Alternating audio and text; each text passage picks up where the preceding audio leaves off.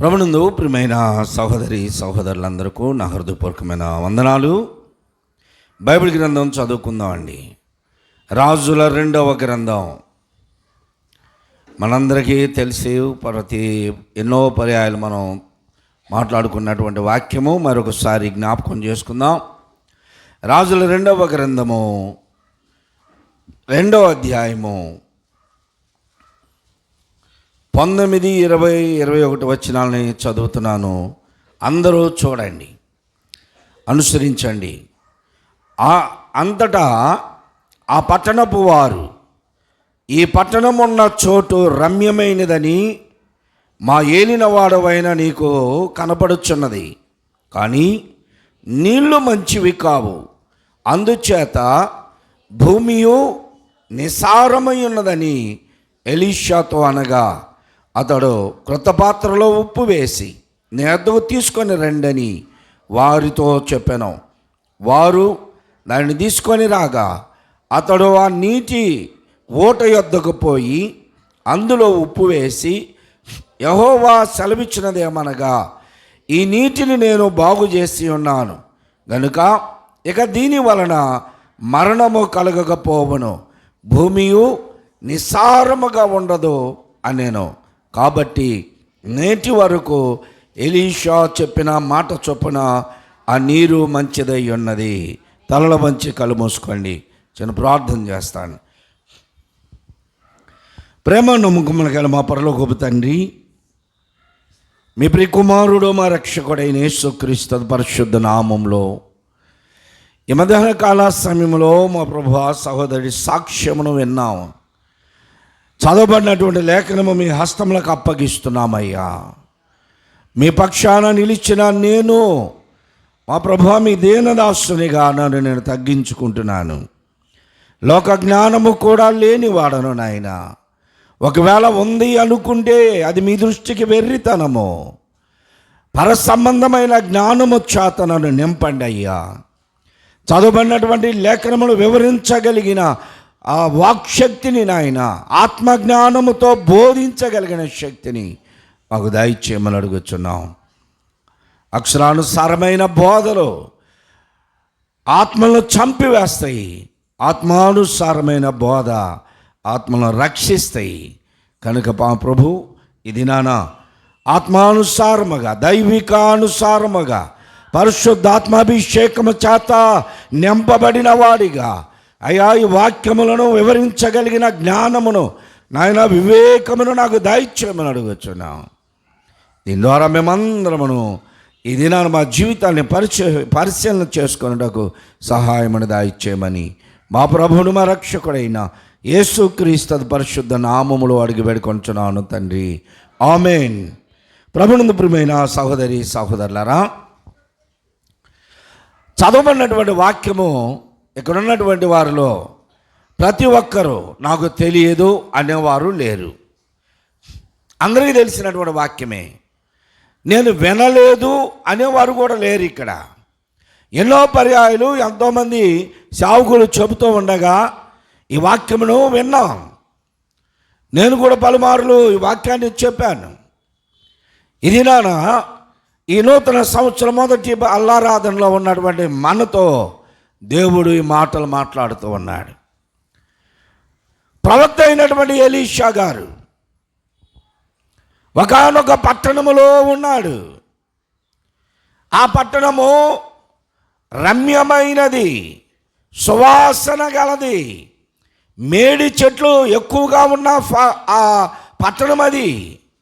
అంతకంటే ప్రాముఖ్యముగా వేశ్యలు ఉన్నటువంటి పట్టణం అది. ఎలాంటి పట్టణములో ప్రవక్త అయినటువంటి ఎలీషా గారు ఉన్నారు. అంత మాత్రమే కాదు, అక్కడ ఏలియా గారి శిష్యులు ఒక గుంపు ఉంది, ఒక గ్రూప్ ఉంది. అంటే తర్బీదు పొందుతున్నటువంటి శిష్యులు ఉన్నారు. ఈ పట్టణములో అన్నీ మంచివే లేవు. ఆ పట్టణములో అన్నీ ప్రజలకు నచ్చినవే లేవు.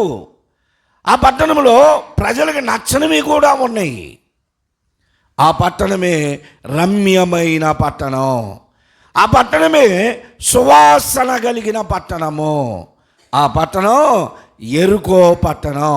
యెరికో అనే మాటకు అర్థం సువాసన కలిగి, సువాసన కలిగినటువంటి పట్టణం, సువాసన కలిగినటువంటి పట్టణం. పట్టణము పేరు చాలా బాగుంది. కొన్ని సందర్భాల్లో సామెతలు వాడేవారు ఇదివరకు, పేరు గొప్ప ఊరు దెబ్బండ. అంటే ఆ పట్టణమును గూర్చి, లేకపోతే ఆ వ్యక్తిని గూర్చి, ఆ ప్రాంతమును గూర్చి చాలా గొప్పగా చెప్పుకుంటారు. అక్కడ పోయి చూస్తే చెప్పుకున్నంత గొప్ప అక్కడ ఆ ప్రాంతంలో ఉండదు. అందుకని ఆ సామెత పుట్టింది, పేరు గొప్ప ఊరు దెబ్బ అని. ఇప్పుడు ఈ పట్టణమును గూర్చి ఆ పట్టణపు ప్రజలే, ఆ ఊరి ప్రజలే ఎలీషా గారి దగ్గరికి వచ్చారు. ఎలీషా అంతకుముందు ఏం జరిగించాడో, ఏం చేశాడో అదంతా మనం చెప్పుకోవడానికి సమయం లేదు, ఉపద్ఘాతం. సరాసరి వాక్యమును చెప్తున్నా. అంతకుముందు గురువు గారిని వెంబడించాడు. గురువుగారిని వెంబడించి చేల్చబడిన యోర్దానులో నుండి వెళ్ళిపోయాడు. వారు అటు వెళ్ళగానే యోర్దాను మరలా కలిసిపోయింది. అప్పుడు గురువుగారు ఆరోహణమై వెళ్ళిపోయాడు. ప్రభువు తీసుకొని వెళ్ళాడు. ఈయన ఒంటరిగా ఉన్నాడు. వెనుదిరిగి వస్తుంటే మరలా కలిసిపోయిన ఆ యోర్దాను నదిని చూసి ఆశ్చర్యపోయాడు ఆయన. ఇందాక ఎలా వచ్చామో ఆయనకు అర్థం కాల. అవును, గురువు గారు తన దుప్పటితో ఈ యోర్దానుని చీల్చాడు కదా అని ఇప్పుడు ఆయన అంటున్నాడు, మా గురువు గారైనా ఏలియా గారి దేవుడనే యెహోవా ఎక్కడున్నావు, ఇప్పుడు ఈ కార్యమును జరిగించు అని మరలా దుప్పటితో యోర్దాను నదిని కొట్టగానే అది చీలిపోయింది. యోర్దాను అవతలకు ఉన్నటువంటి శిష్యుల బృందం అంతా ఈ కార్యమును చూసి ఏలియా చేసిన అద్భుతములో ఏలియా మీద ఉన్న ఆత్మ శిష్యుడి మీదకి దిగి వచ్చింది, ఎలీషా గారి మీదకని అందరూ ఆయన దగ్గరకు వచ్చి సాగిలపడ్డారు. అంతకుముందు ఏడ్చారు, కన్నీళ్లు కార్చారు. అయ్యో, గురువుగారు పరమునకు ఆరోహణం అవుతున్నాడు. పరిశుద్ధాత్ముడు ఆ పట్టణంలో ఉన్నటువంటి శిష్యుల గ్రూప్కి తెలియజేశాడు, మీ గురువుగారు వెళ్ళిపోతున్నాడు పరమునికి, ఇక మీకు ఎవరు దిక్కు అన్నట్లుగా వారందరూ ఆశ్చర్యపడి ఏడ్చారు. అయ్యా, నువ్వు వెళ్ళిపోతే మాకెవరు? ఎలీషా కూడా ఏడ్చాడు, ఇశ్రాయేలుకి రథమును రావుతును నీవే వెళ్ళిపోతే మేము ఎలా బ్రతకాలి అని అనుకుని ఉండగా ఇప్పుడు దేవుని ఆత్మ ఏలియా మీద ఉన్న ఆత్మ ఎలీషా గారి మీద కూడా వచ్చింది. ఎలీషా గారు ఇప్పుడు ఆ యోర్దాను నదిని చీల్చుకొని యువతలకు రాగానే ఇప్పుడు వారందరూ ఆయన దగ్గరకు వచ్చారు. ఆ గురువు గారికి నమస్కారం చేశారు. అయ్యా, ఇప్పటి వరకు ఏలియా గారి శిష్యులుగా ఉన్నాం, ఇక నుంచి మేము నీకు శిష్యరకం చేస్తాం. మంచిదయ్యా, ఏం చేయాలి చెప్పండి అంటే, ఇదిగో మనమున్నటువంటి పట్టణం, మీరున్నటువంటి పట్టణం అంటున్నారు. అంతటా పట్టణపు వారు ఈ పట్టణమున్న చోటు రమ్యమైనది. రమ్యము అంటే చెప్పండి, పర్యాయ పదాలన్నీ కరెక్టే మీరు చెప్పేయి. రమ్యమైనది అంటే అందమైనది, సౌందర్యవంతమైంది, చాలా బాగుంది పట్టణమును చూస్తే అది ఆ పట్టణం ఎంత రమ్యంగా ఉందో. ఆ పట్టణము చుట్టూ కూడా ప్రహరీలు కట్టబడి ఉన్నటువంటి పట్టణం, అది ఎత్తైన కోటలు కలిగినటువంటి పట్టణం. ఈ పట్టణము చాలా రమ్యమైంది. అందులో సువాసననిచ్చేటువంటి ఫలవృక్షములు ఉన్నాయి, ఆ సువాసన ఇచ్చేటువంటి పుష్పముల వృక్షములు ఉన్నాయి అక్కడ. ఆ పట్టణానికి సమీపిస్తూ ఉంటేనే సువాసన వచ్చేది. కొన్ని సందర్భాల్లో మీకు కూడా మంచి అనుభవం ఉంటుంది. ఏ పొలం పనులకు వెళ్ళినప్పుడు, గేదెలు కాసేటప్పుడు, పొలం పనులకు వెళ్ళేటప్పుడు మీరు వెళ్ళే సమయంలో ఆ చెట్లు కదిలితే చాలు పసర వాసన వస్తాయి. ఇలాంటి వాసన వచ్చేటువంటి ఫలవృక్షములో పుష్పాలు మనకు తెలుసు. యెరికో పట్టణములో సువాసననిచ్చేటువంటి వృక్షములు ఎన్నో ఉన్నాయి. ఆ పట్టణము రమ్యమైంది. ఆ పట్టణం యొక్క ప్రహరీ గోడలు, పట్టణపు గోడలు, ఆ ఇల్లులు చాలా రమ్యంగా కట్టారు, చూడముచ్చటగా కట్టారు. పట్టణము చాలా బాగుంది. ఆ పట్టణపు ప్రజలే ఆ పట్టణపు స్థితిని చెబుతున్నారు. ప్రియ సహోదరి సహోదరులారా, ఈ వాక్యము ఇది నాన్న మనకు పోల్చుకోవచ్చు. ఎలీషా ప్రవక్త యేసు ప్రభు వారికి సాదృశ్యముగా ఉన్నాడు. యెరికో పట్టణము వలె మన జీవితం ఉంది. యెరికో పట్టణం నీ జీవితం అయితే, ఆ పట్టణం దగ్గరికి వచ్చినటువంటి ఆయన యేసు ప్రభుకు సాదృశ్యమైతే, ఆ ఉన్నటువంటి ప్రజలందరూ నీవు నివసిస్తున్నటువంటి ప్రాంతపు ప్రజలే. పట్టణపు స్థితిని ఎవరు చెప్పారు? ఆ పట్టణంలో వాళ్ళే చెప్పారు. మనల్ని గూర్చి మంచి సాక్ష్యమైన చెడు సాక్ష్యమైన ఎవరు చెప్పాలి? ఎవరు చెప్పాలి? మన ప్రాంతంలో ఉన్న వాళ్ళే చెప్పాలి. మన ప్రాంతాన్ని వదిలిపెట్టి బయటికి వెళ్ళి నేను వీరుణ్ణి, సూర్యుని, నేను గొప్పవాడిని అని చెప్పుకుంటే నమ్ముతారు ప్రజలు. బయట అక్కడో నేను వీరుణ్ణి, సూర్యుని అని చెప్పుకోవడం కాదు, నీ ఉన్నటువంటి ప్రాంతంలోనే నీకు ఒక మంచి ఆ పేరు రావాలి. నిన్ను కూర్చున్నటువంటి సాక్ష్యము మంచిదై ఉండాలి. పౌలు భక్తుడు అన్నాడు, ఎక్కడ మనము దూషించబడ్డామో అక్కడే మనము దేవునికి మహిమకరముగా బ్రతికి మంచి పేరు తేవాలి. దేవుని స్తోత్రం. ఏ ప్రాంతంలో ఉన్నామో ఆ ప్రాంతంలోనే దేవునికి మహిమకరంగా బ్రతకాలి. పట్టణమును గూర్చి పట్టణపు ప్రజలే చెప్పాలి, మంచి సాక్ష్యం ఇవ్వాలి. కానీ వారు చెబుతున్నారయ్యా పట్టణమంతా రమ్యంగా ఉంది, కానీ నీళ్లు మంచివి కాదు. పట్టణం మంచిదే, నీళ్లు మంచివి కాదు. మనం కొన్ని ప్రాంతాలని పరిశీలిస్తే, ఆ ప్రాంతంలో ఉన్నటువంటి ప్రజలను పరిశీలిస్తే, నర్సరావుపేట అవతల పల్నాడు అంటారు, అంతా వినకొండ, మార్కాపురం, గిద్దలూరు అవన్నీ వెళితే చక్కటి పిల్లలు, యవనస్తులు అంతా, మగపిల్లలు కానీ ఆడపిల్లలు కానీ చాలా చక్కగా ఉంటారు. వాళ్ళు నోరు మూసుకున్నంతసేపే చక్కగా కనపడతారు. వాళ్ళు ఒక్కసారి నవ్వారు అంటే ఎలా ఉంటాయి వాళ్ళ పళ్ళన్నీ గారబట్టి ఉంటాయి, గీతలు ఏదో పారతో చెక్కినట్టు ఉంటాయి పళ్ళన్నీ. అంటే ఎందుకు అలా ఉంటుంది? ఒక్కరికిద్దరికంటే పలుదోంకో పడిపోయో వంకరలు వచ్చినాయి అనుకోవచ్చు. ఆ పట్టణాల్లో, ఆ ఊళ్ళో ప్రజలందరికీ, ఆ ప్రాంతంలో అందరికీ అలాగనే ఉంటాయి. ఎందుకు అంటే అక్కడ నీటి వాతావరణం, నీటి ఆ శ్రేష్టతను బట్టి వాళ్ళందరికీ పళ్ళ గ్యార వచ్చేసిద్ది. ఊరు మంచిదే కానీ నీరు మంచిది కాదు. నీరు స్వభావానికి గుర్తు. సహోదరి సహోదరులారా, పైకి బాగానే ఉంది ఊరు, సువాసన కలిగిన పట్టణం, రమ్యమైన పట్టణం, అందమైన పట్టణం, కానీ ఆ ఊరి నీరు బాగాలేదు. మనుషులు చాలామంది పైకి మాత్రం ఆత్మీయులుగా కనపడతారు, అందరూ విశ్వాసుల్లా ఉంటారు, చాలా ప్రేమ కలిగినట్టుంటారు, ఆత్మ వస్తుంది, వాక్యం అనుభవాలు ఉన్నాయి, పాటలు బాగా పాడతారు, రమ్యంగా ఉంటారు, అందంగా కనపడతారు. కానీ లోపల స్వభావం మంచిది కాదు. ఇక్కడ ఉన్నటువంటి వారికి కొంతమందికి తెలుసు. ఇంతకుముందు కళ్ళు లేని ఒక ఆయన్ని తీసుకొచ్చాం పాటలు పాడటానికి నాన్న టైంలో. ఇప్పటికీ ఉన్నాడు ఆయన, కళ్ళు లేని ఆయన్ని తీసుకొచ్చాం. ఎంత చక్కగా పాడేవాడో తెలుసా?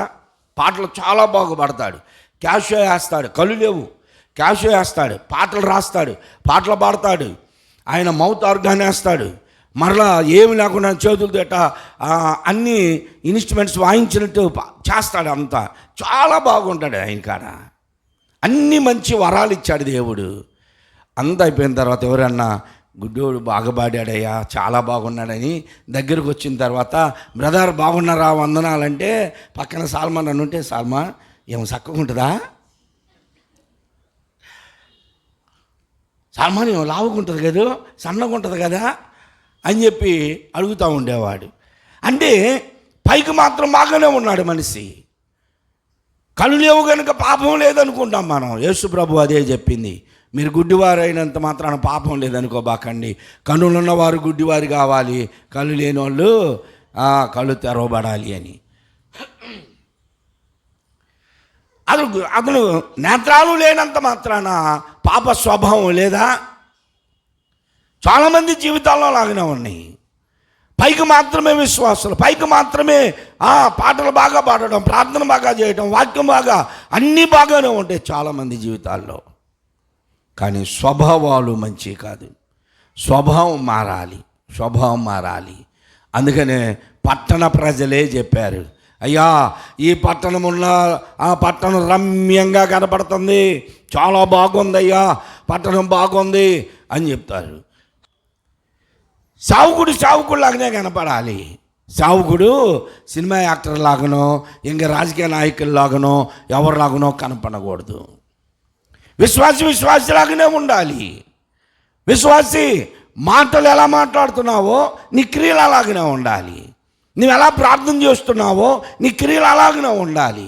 నువ్వు ఎలా పాట పాడుతున్నావో అలాగనే నీ స్వభావం ఉండాలి. ఎలా బోధ చేస్తున్నావో అలాగనే స్వభావం ఉండాలి. లేకపోతే పట్టణ ప్రజలే మనల్ని గురించి సాక్ష్యం ఇస్తారు. పట్టణం ఉన్న చోటు రమ్యంగా ఉంది. ప్రియ సహోదరి సహోదరుడా, గడిచిన సంవత్సరం అంతా నీవు ఒకవేళ రమ్యంగా కనపడ్డావేమో, పైకి బాగానే ఉన్నావు, కానీ లోపల స్వభావం నీరు మంచిది కాదు. ఆ నీరు మంచిది కానంత మాత్రాన ఏమైంది, నీరు ఒక్కటి బాగాలేదు కనుక ఏమైందంటే భూమి నిసారమైపోయింది. భూమిలో సారం లేదు. నీరు పాడైనందుకు వలన భూమిలో సారం లేదు, పంటలు పండట్లా. సువాసన ఇచ్చేటువంటి వృక్షములు ఎండిపోతున్నాయి. సువాసన కలిగినటువంటి పట్టణం ఇప్పుడు మేడి చెట్లతో అభివృద్ధి చెందుతుంది. మేడి చెట్టు రోడ్డు పక్కనైనా పెరిగిద్ది. మేడి చెట్టుకి మంచినీళ్ళు అవసరంలా.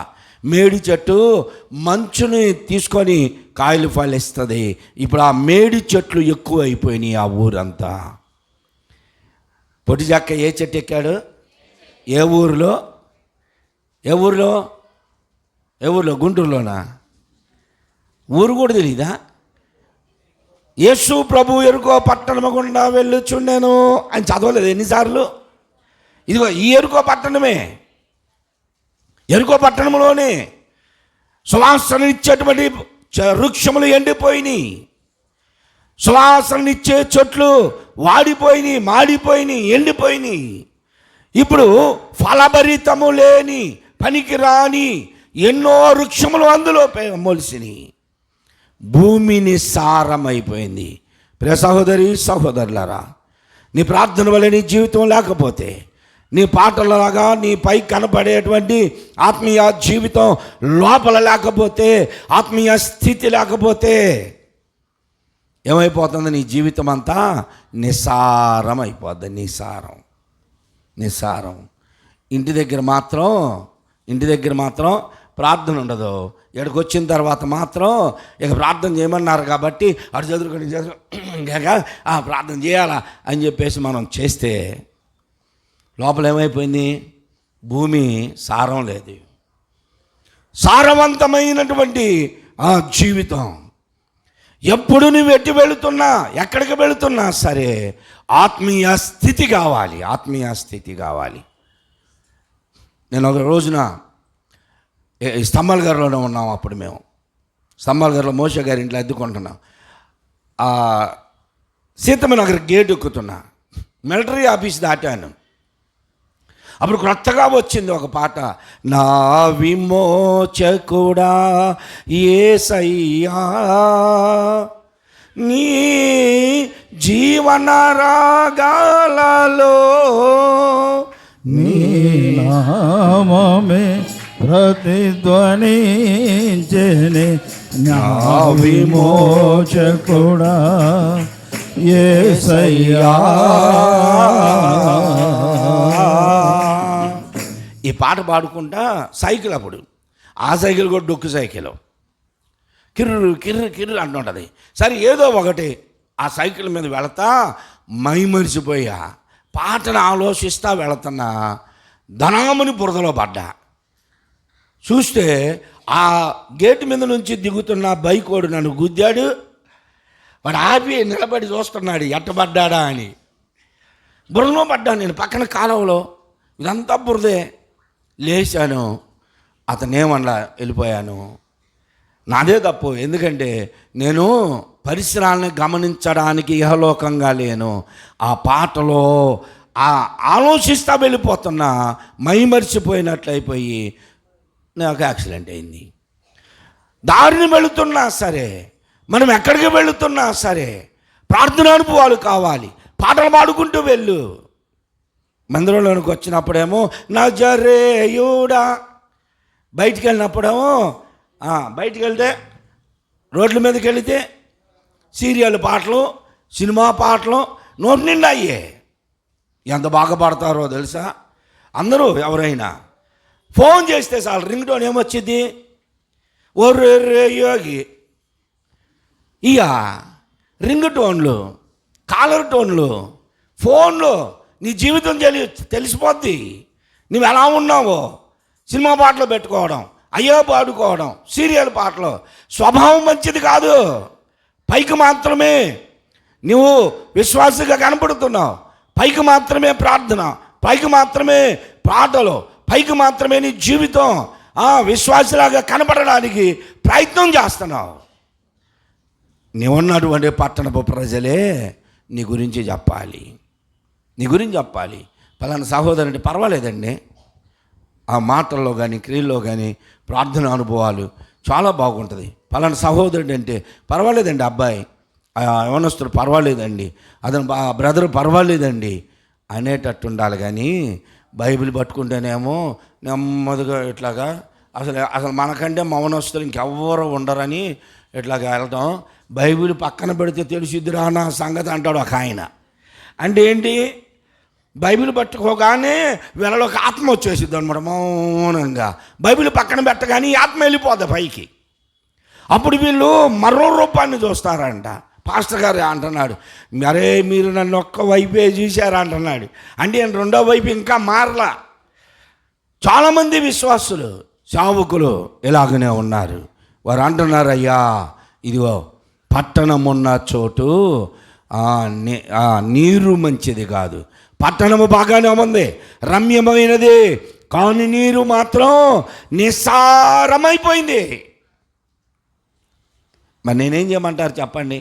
నన్ను ఏం చేయమంటారంటే, నీవు నదిని చేర్చగలిగావు, ఈ పట్టణమును కూడా నువ్వు బాగు చేయగలవు. దేవునికి స్తోత్రం.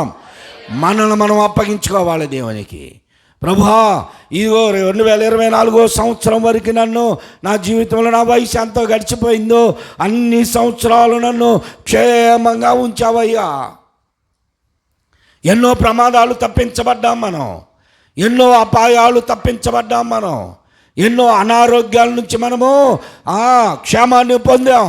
ఎప్పటి వరకు మనకంటే యోగ్యులు ఎంతమంది చనిపోయారు, నీకంటే అందసందాలు కలిగిన వారు చనిపోయారు, నీకంటే ఔశ్వర్యవంతులు చనిపోయారు. ఏ విషయంలో యోగ్యత లేని నిన్ను ఇంకా దేవుడు ఉంచాడు అంటే నీ పట్ల ఆయన ప్రణాళిక ఒకటి ఉంది. దేవుని స్తోత్రం. నిన్ను గూర్చినటువంటి ఒక నూతన ప్రణాళిక ఆయన నీ మీద వేసి ఉంచాడు. దాని కొరకు నువ్వు సిద్ధపడు. ప్రభువా, నా చేయి పట్టుకో, నీ ఇష్ట ప్రకారం నన్ను నడిపించయ్యా, నీ చిత్త ప్రకారం నన్ను నడిపించయ్యా. ఎప్పటి వరకు నేను నా ఆలోచన ప్రకారం నడుద్దాం అనుకున్నా, నా ఇష్ట ప్రకారం నడుద్దాం అనుకున్నా, కాదు, నీ చిత్త ప్రకారం నేను నడుస్తా. ఇది ఇప్పుడు మనకు రావాల్సింది. అలాగైతే ఇప్పుడు ఏమన్నాడు ఆయన, ఒక క్రొత్త పాత్రను తీసుకురండి. మీరు బాగుపడాలనుకుంటున్నారా? ఊరు బాగుపడాలనుకుంటున్నారా? స్వభావం మారాలనుకుంటున్నారా? ఒక క్రొత్త పాత్రను తీసుకొని రండి. ఆ పాత్రను తీసుకొని రండి. క్రొత్త పాత్ర మనకే సాదృశ్యముగా ఉంది. క్రొత్త పాత్ర కొత్తది. అంటే నువ్వు మరలా తిరిగి జన్మించాలని నికోదేమనుకున్నట్టు కాదు. క్రొత్తగా అంటే స్వభావం మారడం, నీ జీవితం మారడం, క్రొత్త అనుభవాలు, క్రొత్త ఆలోచనలు. అవి దేనిని గూర్చి అయి ఉండాలి అంటే దేవునిని గూర్చినటువంటి నూతన అనుభవాలు అయి ఉండాలి. దేవుని స్తోత్రం చెప్పు. క్రొత్త క్రొత్త అనుభవాలు వస్తాయి. ఎలాగా అంటే ఏంటి, స్వభావం మారాలి. వాళ్ళ స్వభావం మారో, పైకి మాత్రమే వేషధారణ అవసరం లేదు. మనం ఎలా ఉన్నాం, పైకి ఎలా మాట్లాడుతున్నాం, మన స్వభావం కూడా అలాగనే ఉండాలి. హృదయం నిండిన దానిని బట్టి నోరు మాట్లాడిద్ది. హృదయంలో ఉన్న ఆ లోపలంతా చెడు పెట్టుకొని పైకి మాత్రమే సేవకుల్లాగా సేవ చేస్తున్నాం అన్నట్టు ఉన్న తర్వాత మళ్ళీ మాట్లాడేటప్పుడు ఆ స్వభావమే బయటకు వచ్చింది. కొత్త పాత్ర అవ్వండి, కొత్త పాత్రగా మార్చబడడానికి ఇష్టపడు. గత సంవత్సరం అంతా నువ్వు పాత పాత్రగానే ఉన్నావు. ఎవడైనను పాత గుడ్డకి క్రొత్త గుడ్డ మాసిగా వేయడు. పాత దిత్తులలో క్రొత్త ద్రాక్ష రసము పోయిరు. యేసు ప్రభు చెప్పాడు స్వయంగా. నువ్వు పాత దిత్తిగా ఉంటే క్రొత్త ద్రాక్షారసం అంటే ద్రాక్షారసం అనుభవాలు, వాక్య అనుభవాలు, పరిశుద్ధాత్మ శక్తి నీలోనికి రాదు. పాత తిత్తుల్లో క్రొత్త ద్రాక్షారసం పోస్తే ఏమైందంట, పిగిలిపోద్ది. ఇప్పుడు మనము పాత తిత్తులుగా ఉండకూడదు. పాత బట్టకి క్రొత్త బట్ట అతికేయకూడదు. ఏం చేయాలి తెలుసా, క్రొత్త పాత్రగా మారాలి. అంటే మరలా కొలువులో పెట్టి కాల్చిదాన్ని సాధన వేసి సానబట్టి క్రొత్తగా చేసినట్లుగా ఇప్పుడు మనం వాక్యము అనే శుద్ధి చేత నలగొట్టబడాలి. వాక్యం ఏంటి, ఒకసారి ఎవరైనా మాట్లాడు ఊరక శుద్ధి చెప్పబాకు, ఆ శుద్ధి కాదు ఇది. వాక్యము బలమైనటువంటి ఎలాంటి ఆయుధమునైనా నలగొట్టగలిగిన ఆయుధముతో పోల్చబడింది వాక్యం. అది శుద్ధి అంటే. రెండంచులు కలిగిన ఖడ్గము వంటిది వాక్యము. మన జీవితాల్ని సరిచేయగలిగింది. ఇప్పుడు క్రొత్త పాత్ర నువ్వు అయితే అందులో ఉప్పుగా యేసుక్రీస్తు ఉంటాడు. దేవునికి స్తోత్రం. ఉప్పుగా యేసుక్రీస్తు ఉంటాడు. నీ జీవితం క్రొత్త పాత్రగా మార్చబడితే, మన జీవితాలు క్రొత్తగా మార్చబడితే, క్రొత్త అనుభవాల్లోనికి మనం రావడానికి ఇష్టపడితే, ఇప్పుడు క్రొత్త పాత్రలో ఏమేయాలంట, ఉప్పేయాలి. ఉప్పేస్తే నీళ్ళు ఏమవుతాయి, ఉప్పగా అవుతాయి. కానీ ఇక్కడ ఏంటి ఇంత ఆశ్చర్యంగా, ఆయన కొత్త పాత్రలో ఉప్పేసి తీసుకురండి అన్నాడు. ఉప్పేస్తే ఆ నీళ్లు ఇంకా ఉప్పగా అవుతాయి కదా. దేవుని చేతిలో శక్తి ఉంది.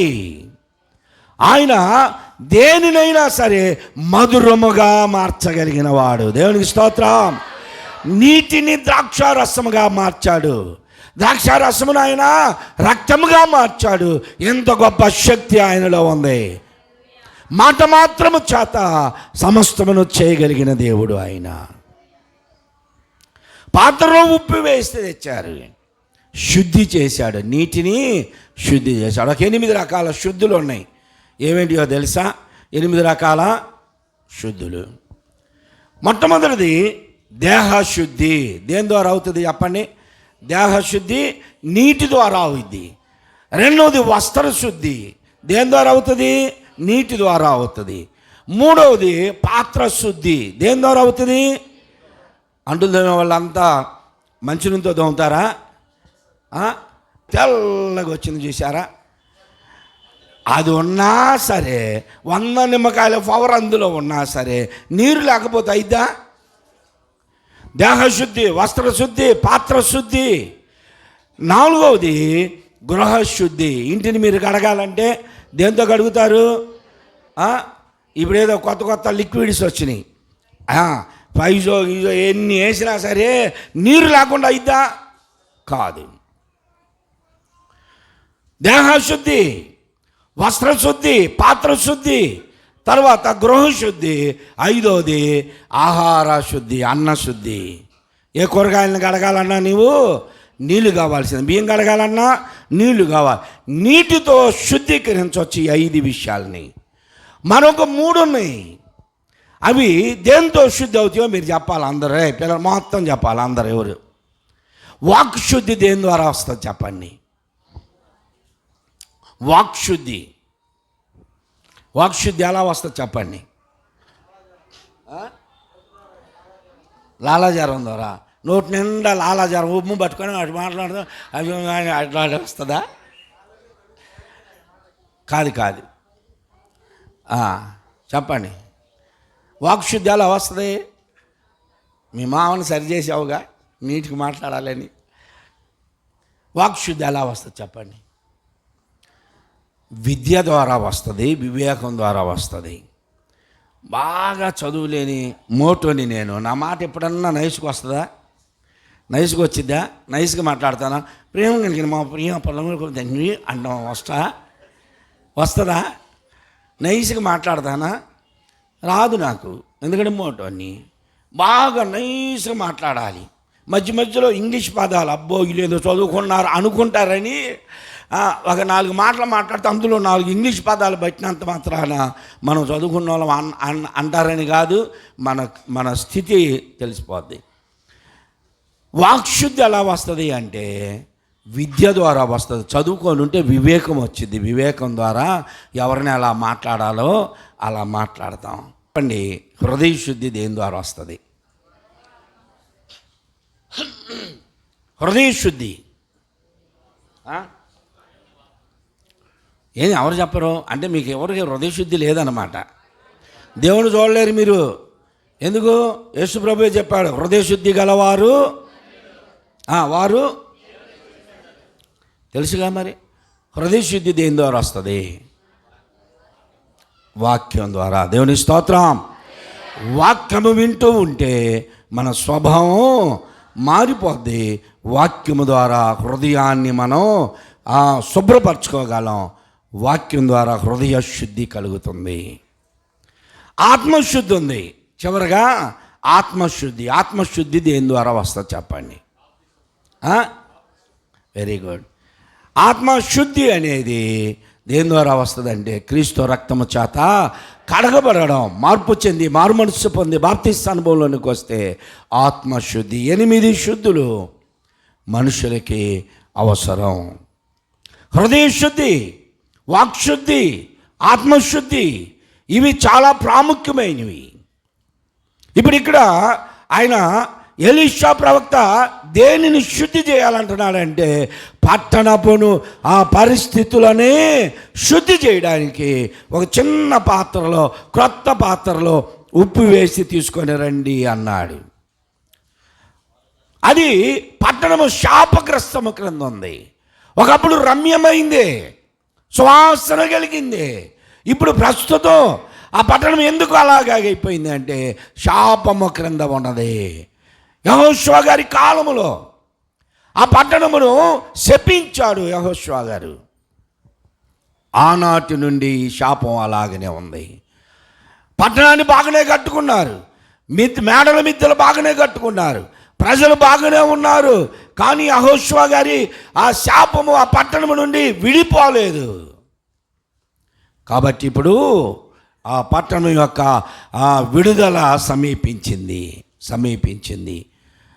అందుకే యేసయ్య గారు రాసిన పాటలో కూడా వచ్చిన ఊరు మంచిదే గాని ఓటలాన్ని చెడిపోయనే, ఊరు మంచిది గాని ఓటలాన్ని చెడిపోయనే, ఉప్పు వేసిన వేండనే ఓటాక్షయత బృందెను, ఉప్పు వేసిన వేండనే ఓటాక్షయతనుందెను.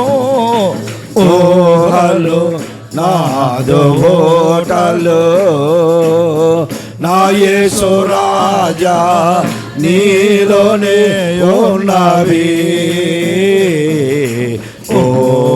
ఓహకాందరే నీదు ఆశ్చర్యక్రియలు, ఓహకాందరే నీదు ఆశ్చర్యక్రియలు. దేవుని స్తోత్రం. ఊరు మంచిదే, నీరు మంచిది కాలేదు. నీవు ఆత్మీయంగా కనపడిన ఆత్మీయత లోపల లేకపోతే ఎలా ఉంటుంది చెప్పండి? అందరినీ మనం హేళన చేస్తూనే ఉంటాం, అందరినీ హేళన చేస్తాం, అందరినీ హేళన చేస్తాం. అక్కడ ఉన్నాయి మైకులు. స్వభావం బాగోకపోతే నీకు అసలు ఎవరన్నా లెక్క ఉండదు, ఎవరినైనా అగతాలు చేస్తావు. కొంతమందిని చూడండి, రోడ్ల మీద నిలబడి మాట్లాడుకుంటుంటారు. వాడేం చేశాడరా, పవన్ కళ్యాణ్ గారు, చిరంజీవి గారు ఏం చేశాడరా, రామారావు గారు ఏం చేశాడరా అంటారు. ఎంతటోళ్ళు వాళ్ళు? ఈ మాట్లాడుకునే వాళ్ళు ఎంతటోళ్ళు? ఈ మాట్లాడుకునే వాళ్ళు వాళ్ళ ఇంటి ముందు వాచ్మెన్లు కూడా సాటిరారు. కానీ అలాంటి వాళ్ళని కూడా రామారావు గారు, నాగేశ్వరరావు గారు, పవన్ కళ్యాణ్ గారు అంటారు. అయిపోయి రాజకీయ నాయకుల దగ్గరికి వస్తారు. రాజకీయ నాయకుల దగ్గరికి వచ్చి జగన్ గారు ఏం చేశాడరా, తర్వాత చంద్రబాబు నాయుడు గారు ఏం చేశాడరా, వాళ్ళని కూడా గాడు అంటారు. ఎంత వాళ్ళు సీఎంలు చేసిన వాళ్ళు. అంటే వాక్శుద్ధి ఉండదు కొంతమందికి. వీళ్ళందరూ అయిపోయిన తర్వాత ఎవరి దగ్గరికి వస్తారు? ఇంకా పాస్టర్ల దగ్గరికి వస్తారు. పాస్టర్ల దగ్గరికి వచ్చి వీడెంతరా, వాడెంతరా అని. మనకు హృదయ శుద్ధి ఉంటే అందరినీ ప్రేమిస్తాం, అందరిని గూర్చి మంచే చెబుతాం. దేవునికి స్తోత్రం. ఎవరిని గూర్చి కూడా నీవు చెడు ప్రచారం చేయొద్దు, ఎవరిని గూర్చి నీవు చెడు అభిప్రాయం కలిగి ఉండొద్దు, చెడు అభిప్రాయం కలిగి ఉండొద్దు. మాట్లాడుకుంటూ ఉంటారు. సావుకుడు అన్నా కానీ విలువ లేదు. కారణం ఏమిటి? వారి స్వభావం మంచిది కాదు, స్వభావం మంచిది కాదు. విశ్వాసులు ఎవరైనా సరే ఏ సావుకుని నిందించొద్దు, తోటి విశ్వాసాన్ని నిందించొద్దు. పౌలు భక్తులు ఏమంటున్నాడు? నీ ఎదుటి వారిని నీకంటే యోగ్యులుగా ఎంచుకో. నా స్వభావం అది. నా స్వభావం ఏంటంటే నా ఎదురుగా ఉన్న వారిని ఎవరైనా సరే నాకంటే యోగ్యులుగా ఎంచుకుంటా. ఎవరికంటే మనం గొప్ప వాళ్ళం కాదు, ఎవరికంటే మనం తీసేసిన వాళ్ళం కాదు. దేవుడే మనల్ని హెచ్చించాలన్నా మనల్ని తగ్గించాలన్నా గనక స్వభావాన్ని మార్చుకోండి. ఊరు మంచిదే కానీ నీరు మంచిది కాదు, అందువలన భూమి నిస్సారమైపోయింది. నీ స్వభావం మంచిది కానందువలన నీ ఆత్మ కూడా మలినమైపోతుంది, మలినమైపోయింది. నీ ఆత్మీయ జీవితం మలినమైపోతుంది, నీ ఆధ్యాత్మికమైన జీవితం మలినమైపోతుంది. కాబట్టి మనల్ని మనం పరీక్షించుకుందాం, ఒక కొత్త పాత్రగా మారుదాం. ఉప్పు అయినటువంటి ప్రభువుని మనం మనలోనికి తీసుకొచ్చుకుందాం. నిసారము నుండి విడిపించబడి సారవంతమైన ఆ స్థితిలోనికి వద్దాం. ఎలీషా నీటి ఓట యొద్దకు వెళ్ళి ఆ ఉప్పుని వేసి, ఈ రోజు నుంచి నేను ఈ శాపమును నేను విడిపిస్తున్నానని ఆయన ప్రార్థన చేశాడు. ఆ ఊరంతా మధురమైపోయింది. ఈ రోజున ఆ ఎలీషా గారి యొక్క ఆశీర్వాద వచనం ఆ పట్టణం మీద ఉంది. యెహోషువ గారి శాప వచనం విడిపించబడింది.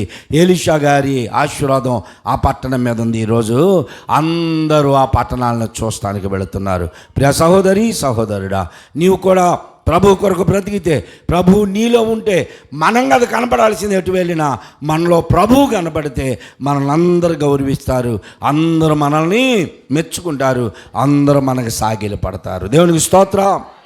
అలాంటి రమ్యమైన జీవితాన్ని జీవించు, స్వభావాన్ని మార్చుకో, కొత్త పాత్రగా మారు, క్రీస్తు ఉప్పుగా నీ జీవితంలో చేర్చుకో, నీ జీవితం రమ్యంగా ఉంటుంది. దేవుడి మాటలు దీవించిన గాక. ఆమేన్. అందరు లేచి నిలబడండి. ఒక చరణం పాడుకొని మనము ఆరాధనలోనికి వెళదామండి.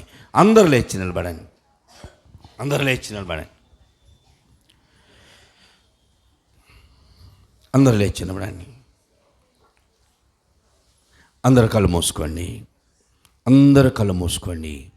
గత సంవత్సరపు జీవితాన్ని మనం ఎలా జీవించామో, ఈ నూతన సంవత్సరంలోకి వచ్చే ఇప్పుడు కూడా అదే జీవితం, అదే ఆలోచనలు, అదే స్వభావము, అదే ప్రకారముగా ఉంటే నీరు శుద్ధి చేసినటువంటి ఆ పాత్రలు, గృహశుద్ధి, వస్త్రశుద్ధి, దేహశుద్ధి, అన్నశుద్ధి, ఇవన్నీ నీటి ద్వారా అవినీయమో కావని ఇప్పుడు నీ హృదయ శుద్ధి వాక్యము ద్వారా మాత్రమే అవుతుంది. వాక్యాన్ని విన్న ప్రియ సహోదరి సహోదరుడా, నీ హృదయం ఎలా ఉందో ఒకసారి ప్రభువు చూస్తున్నాడు కనుక నిజాన్ని ఒప్పుకో. ప్రభువా, గతంలాగానే ఉన్నానయ్యా, నా హృదయంలో శుద్ధి లేదు, నా హృదయ శుద్ధి కలిగించు.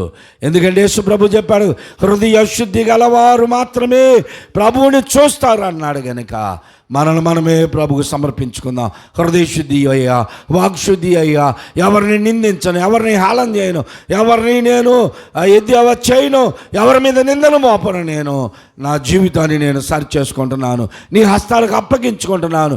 కాబట్టి నన్ను మీ హస్తములు ఎత్తుబట్టయ్యా అని ప్రభు సన్నిధానానికి మనమే ఆ ప్రభుకు సమర్పించుకుందాం. అందరం కలిసి ఒక పాట పాడదాం. మా కాపరివైనందున నాకు నెమ్మదిగా ఉన్నది అనే పాట పాడండి. అందరూ కలిసి పాడదామండి.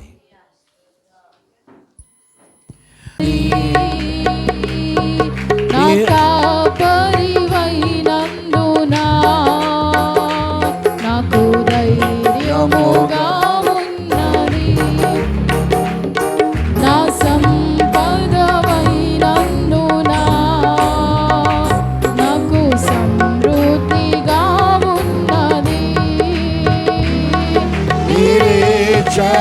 క్షణమైనందున నాకు నెమ్మదిగా ఉన్నది. ఆశ్రయమైనందున నాకు క్షేమముగా ఉన్నది. నిరీక్షణమైనందున నాకు నెమ్మదిగా ఉన్నది. ఆశ్రయమైనందున నాకు క్షేమముగా ఉన్నది. నా కాపరివైనందున నాకు ధైర్యముగా ఉన్నది. నా సంపదవైనందున నాకు సమృద్ధిగా ఉన్నది. ధైర్యము కోల్పోయినా భయముతో మది నిండినా చీకటులే కమ్మినా సాగలేమని తెలిసినా ధైర్యము కోల్పోయినా భయముతో మది నిండినా చీకటులే కమ్మినా ఇంకా సాగలేమని తెలిసినా పాపితరులను నడిపించినా నీ సామర్థ్యం మాకు తెలిసినా పాపితరులను నడిపించినా నీ సామర్థ్యము తెలిసినా మాకు ధైర్యముగా ఉన్నది. స్వర్గం ఎంతోనే అధిగా ఉన్నది. మాకు ధైర్యముగా ఉన్నది. ఎంతో నెమ్మదిగా ఉన్నది. నా కాపరివైనందున నాకు ధైర్యముగా ఉన్నది. నా సంపదవైనందున నాకు సమృద్ధిగా ఉన్నది. నిరీక్షణమైనందున నెమ్మదిగా ఉన్నది. అవునయ్యా. ఆశ్రయమైనందున క్షేమముగా ఉన్నది. నిరీక్షణమైనందున నెమ్మదిగా ఉన్నది. ఆశ్రయమైనందున క్షేమముగా ఉన్నది. నా కాపరివైనందున నాకు నెమ్మదిగా ఉన్నది. నా సంపదవైనందున నాకు సమృద్ధిగా ఉన్నది. నా కాపరివైనందున నాకు నెమ్మదిగా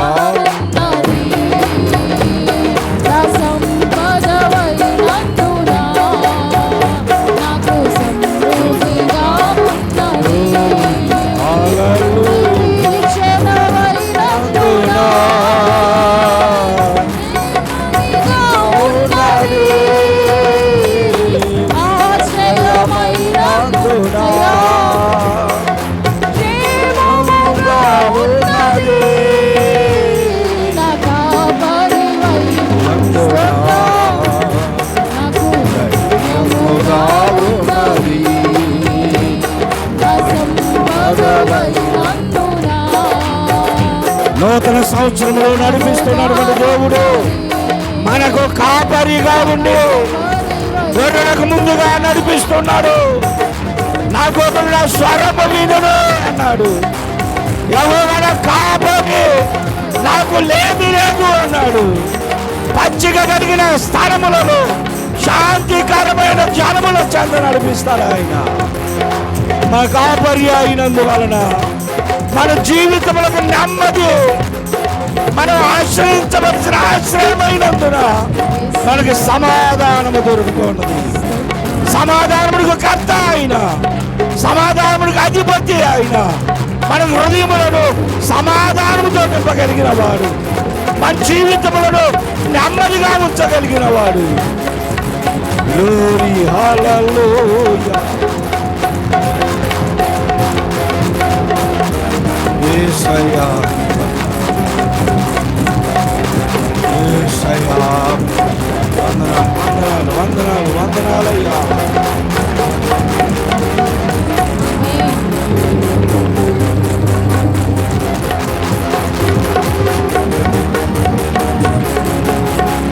ఆరాధింతో నిన్ను దేవా,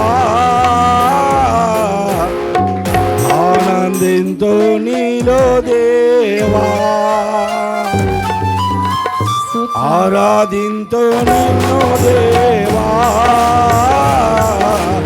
ఆనందింతో నీలో దేవా.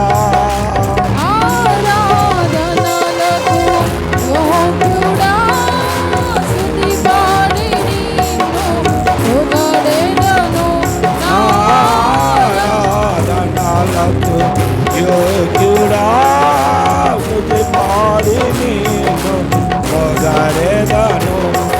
ఆరాధన ఆరాధన ఆరాధన నీకే, ఆరాధన. అందరూ మారండి, అందరికి వచ్చిన పాటే, అందరు కళ్ళు మూసుకోండి.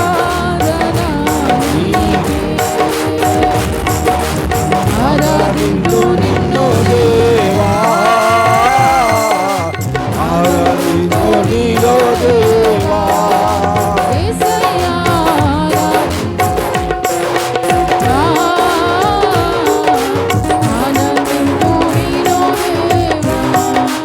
ఎరికో గోడ అడ్డు వచ్చినా ఆరాధించినందరూ అల్పముగా. ఎరికో గోడలు అడ్డు వచ్చినా ఆరాధించినందరూ గంభీరముగా కూలిపోయెను. అడ్డు గోడలు కనాను యాత్రలో కూలిపోయెను. అడ్డుగోడలు సాగిపోయి కనాను యాత్రలో. ఆరాధన ఆరాధన ఆరాధన నీకే.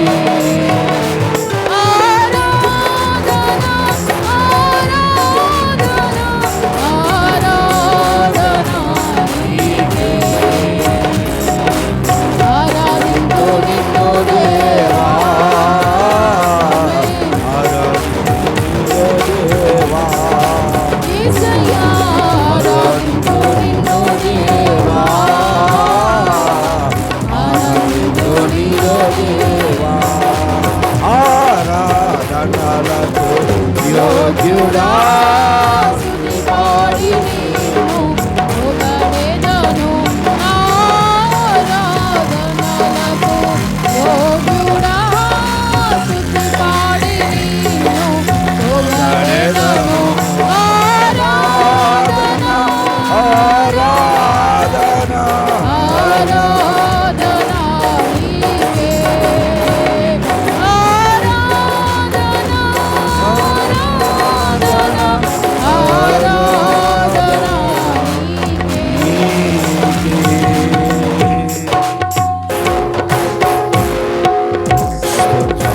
స్తోత్రం స్తోత్రం. అందరూ మోకరించి కళ్ళు మూసుకోండి, అందరూ మోకరించి కళ్ళు మూసుకోండి. ప్రేమ నమ్మకములు గల మా పరలోక గొప్ప తండ్రి, మీ ప్రియకుమారుడు మా రక్షకుడైన యేసుక్రీస్తు పరిశుద్ధ నామములో ఈ మధ్యాహ్న కాల సమయంలో మా ప్రభువా మీ రక్తమాంసములు సమీపించి ఈ రీతిగా మిమ్మల్ని స్తుతించడానికి, మిమ్మల్ని ఆరాధించడానికి మీరు ఇచ్చినటువంటి మంచి సమయమును బట్టి మీకు వందనాలు, స్తోత్రాలు నాయన. నిన్నటి దినాన ఉపవాస ప్రార్థనలో కూడా మేము వాక్యాన్ని విన్నామయ్యా. మా జీవితాలు ఎలా ఉండాలో మేము నేర్చుకున్నామయ్యా. ఇశ్రాయేలీల రాజు వేషధారణతో పైకి వేషము వేసుకొని వెళ్ళిపోయాడు, మారు వేషముతో బ్రతికాడు నాయన. యోధా రాజుని మీరు క్షేమముగా తీసుకొచ్చారు. మా జీవితాలను మేము సరి చేసుకోగలిగిన వాక్యముల చేత ఈ దినమును కూడా మా ప్రభువా మేము పైకి కనపడినంత రమ్యమైనదిగా మా స్వభావం లేదని మీరు తెలియజేశారయ్యా.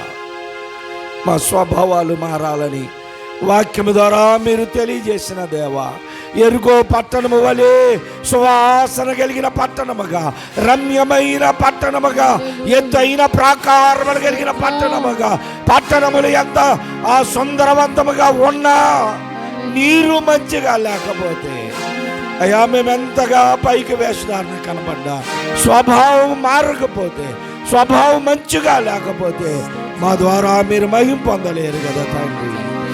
దేవా మేము కొత్త పాత్రగా మార్చండి అయ్యా, మమ్మల్ని కొత్త పాత్రగా చేయండి అయ్యా. ఉప్పుగా మీరు సారవంతమైన జీవితముగా మీరు మాలోనికి రండి నాయన. మా జీవితములు రమ్యముగా చేయండి, మా స్వభావములు రమ్యముగా చేయండి, సారవంతమైన జీవితములు చేయండి. మా ద్వారా మిమ్మల్ని మహిమపరచువారిగా అయ్యా నన్ను మీ హస్తములు ఎత్తిపట్టమని అడుగుచున్నాం. నా వలె వాక్యమును విన్నవారు ఎంతోమంది ఉన్నారయ్యా. ఎంతమంది ఈ వాక్యం వారి హృదయాల్లోనికి చేరిందో ప్రతి ఒక్కరిని ఆయన నిజమైన మార్పు, క్రొత్త పాత్రలుగా మార్చబడి నీ కొరకే వారు బ్రతుకున్నట్లుగా సహాయమని దయచేయండి నాయన.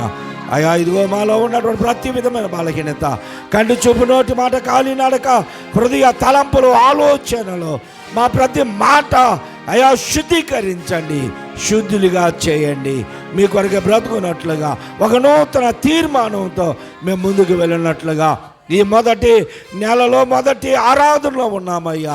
ఈ సంవత్సరం అంతా ఏ ఆరాధనకు మేము దూరం కాకుండానట్లుగా మీ కృపతో మమ్మల్ని బలపరచండి, యోగ్యపరచండి, యోగ్యులుగా పాత్రలో చేయించడానికి సహాయం దయచేయండి. ఇక్కడ ఉన్నటువంటి ప్రతి ఒక్కరూ నిన్నటి దినాన ఈరోజు ప్రార్థించారు. కొంతమంది అయ్యా మౌన ప్రార్థనలో, వ్యక్తిగత ప్రార్థనలో ఎంతమంది అయితే క్షమించమని అడిగారో ప్రతి ఒక్కరిని క్షమించి యోగ్యపరిచి పాత్రలో చేయించడానికి సహాయం దయచేయమని మా ప్రభును మా రక్షకుడైన యేసుక్రీస్తు పరిశుద్ధ నామములో స్తుతించి ఆరాధిస్తున్నాను తండ్రి. ఆమేన్. ఆయోటమోన్గి దొంగయో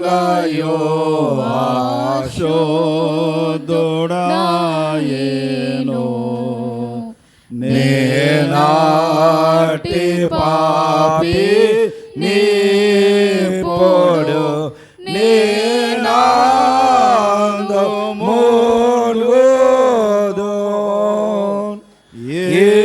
యేసుండు నాకు మారుగా ఆశీర్వజావగా శ్రీయేసురాకా మేపుడు శ్రావించు నాకుగా. చేతులు జోడించి తల వంచి కళ్ళు మూసుకొని పరలోక ప్రార్థన చెప్దాం. పరలోకమందున్న మా తండ్రి, నీ నామము అందరూ చెప్పండి. శుద్ధపరచబడునుగాక, నీ రాజ్యము వచ్చునుగాక, నీ చిత్తము పరలోకమందు నెరవేరుచున్నట్లు భూమి అందును నెరవేరునుగాక. మా దినాహారము నేడు మాకు దయచేయము. మా రుణస్తులను మేము క్షమించిన ప్రకారము మా రుణమును క్షమించుము. మమ్మను శోధనలోనికి తేక దుష్టు నుండి తప్పించుము. ఎలయనగా రాజ్యము, బలము, మహిమ నిరంతరము నీవే నావు తండ్రి. ఆమేన్. మన ప్రభువైన యేసుక్రీస్తు యొక్క కృప, తండ్రి అయిన దేవుని యొక్క ప్రేమ, పరిశుద్ధాత్మ యొక్క అన్యోన్య సహవాసము, ఆదరణ ఇప్పుడు ఎల్లప్పుడు కూడి ఉన్న మనకందరకు సదా తోడైనను గాక. ఆమేన్.